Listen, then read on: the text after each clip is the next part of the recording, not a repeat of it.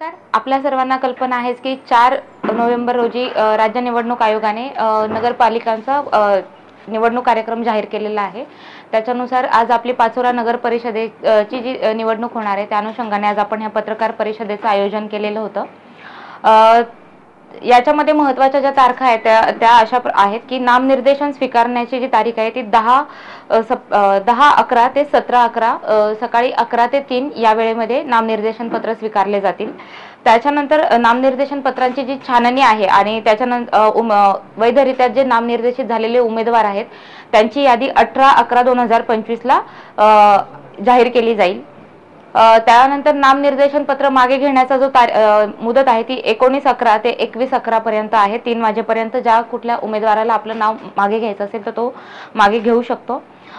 जर अपील कोणी केलेलं असेल याच्यामध्ये कोर्ट केस झाले तर 21/11 ते 25/11 पर्यंत ह्या अपील साठी आपल्याला मुदत देण्यात आलेली आहे आणि आपल्याला त्या 25 तारखेपर्यंत अपीलाचा निर्णय प्राप्त करून घ्यायचा आहे। त्यानंतर दिनांक 26/11/2025 रोजी निवडणूक चिन्ह नेमून देण्याचा आपला आणि अंतिमरित्या निवडणूक लढवणाऱ्या उमेदवारांची यादी प्रसिद्ध करण्याचा दिनांक आहे। आपलं जे निवडणूक मतदान आहे ते 2 डिसेंबर रोजी होईल। सकाळी 7:30 पासून ते सायंकाळी 5:30 पर्यंत ही मतदानाची वेळ असेल आणि मतमोजणी आपली 3/12/2025 सकाळी 10 वाजल्यापासून होईल। तर यामध्ये मतमोजणी तसेच आपलं रिसिव्हिंग डिस्पॅच त्याचबरोबर आपलं जे काही हे होणार आहे आपलं ट्रेनिंग होणार आहे याच्यासाठी आपण व्यापारी संकुलीतले जागा निश्चित करण्यात आलेली आहे। पाचोरा नगर परिषदेसाठी एकूण 63 मतदान केंद्रांवर ही निवडणूक होणार आहे।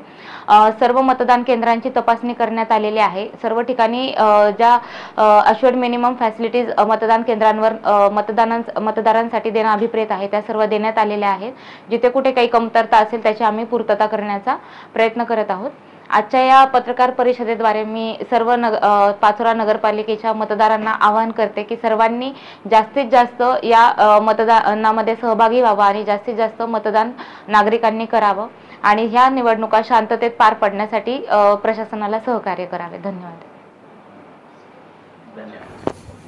सगळ्यात महत्त्वाचा सेन्सिटिव्ह एरिया म्हणजे मराठी शाळेत आणि त्या एरियामध्ये जवळजवळ 4 बूथ आहेत आणि पूर्ण कंपाऊंड त्याला नाही।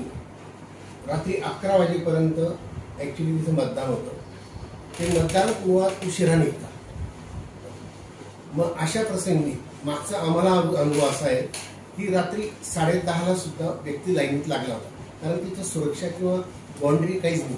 तर त्या दृष्टीने आपण काय केलेली प्रबंध यावेळी जी तपासणी करण्यात आलेली आहे आणि ज्या मतदान केंद्रांच्या भोवती कंपाऊंड नाही तिथे सर्व ठिकाणी आपल्याकडून बॅरिकेडिंग करण्यात येईल आणि कुठेही अशा प्रकारचा अनुचित प्रकार घडणार नाही याची सर्व आम्ही मिळून प्रशासन म्हणून आम्ही सर्वजण याची योग्य ती दक्षता घेऊ। काय सुविधा देणार आहे दिव्यांग बांधवांना वगैरे? मतदान केंद्रावर आपली महत्त्वाची सुविधा अशी राहील की दिव्यांग बांधवांसाठी व्हीलचेअरची उपलब्धता राहील। रॅम्प आपल्याकडे सर्व ठिकाणी आहे। जिथे रॅम्प नाही तिथेही व्यवस्था करण्यात आलेली आहे। त्याचबरोबर जर काही महिला असतील जर ज्यांची लहान मुलं असतील त्यांच्यासाठी आपल्याकडे पाळणाघराची व्यवस्था राहील, पाण्याची व्यवस्था राहील। अशा प्रकारे जेवढ्या आयोगाने सूचना दिलेल्या आहेत तेवढ्या सगळ्या मिनिमम फॅसिलिटीज ह्या प्रत्येक मतदान केंद्रावर उपलब्ध करून देण्यात येईल। जे 80 वर्षापेक्षा जास्ती वयाचे मतदार आहेत त्यांच्यासाठी आपल्याकडे काय सुविधा वगैरे मतदान घेणार आहात आपण त्यांचं की काय? यावेळी आयोगाकडून आपल्याला गृहमतदानाबाबत कोणत्याही सूचना नाही। जर सूचना आल्या तर त्याच्यानुसार कार्यवाही करू। त्यांना मतदान केंद्रावर येऊनच मतदान करावं।